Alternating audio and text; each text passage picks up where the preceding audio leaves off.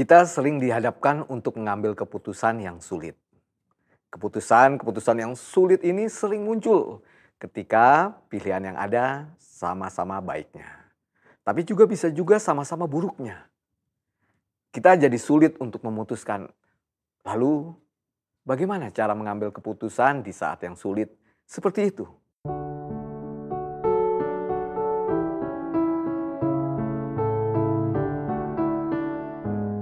Halo sahabat makna, kembali lagi di Sate Bang Jack. Mari kita tenangkan hati dan renungkan firman-Nya. Bacaan kali ini diambil dari Yakobus pasal 1 ayat yang kelima.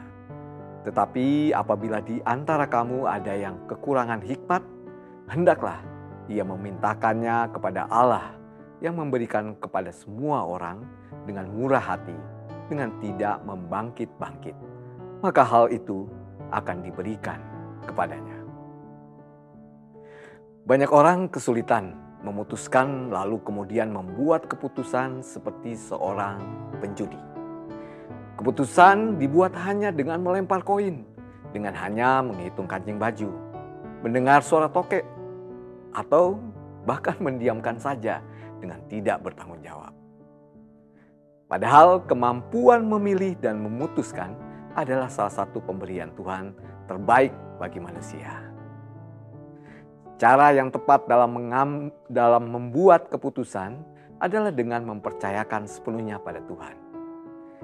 Cara ini akan membuat kita lebih mudah mengambil keputusan bila kita meminta diberikan hikmatnya. Seperti yang tertulis dalam Yakobus pasal 1 ayat yang kelima yang tadi kita baca bersama. Namun hikmat tidak otomatis datang begitu saja. Tetapi kita harus datang meminta pada Tuhan dengan kerendahan hati, menyadari segala keterbatasan dan ketidaksempurnaan kita. Lalu, mengapa kita perlu hikmat yang dari Tuhan? Amsal pasal 3 ayat yang ke-18 tertulis, orang yang berpegang teguh pada hikmat akan mengalami hidup yang sejati dan bahagia.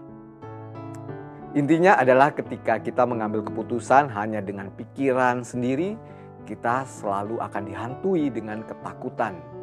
Apakah pilihan kita salah atau benar?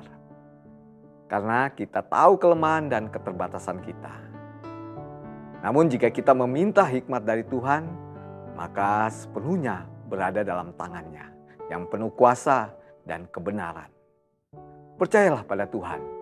Dan walaupun Anda berjalan dalam lembah kekelaman, Anda tidak akan takut bahaya. Sebab hikmat Tuhan yang menuntun Anda. Mari sahabat makna, kita berdoa.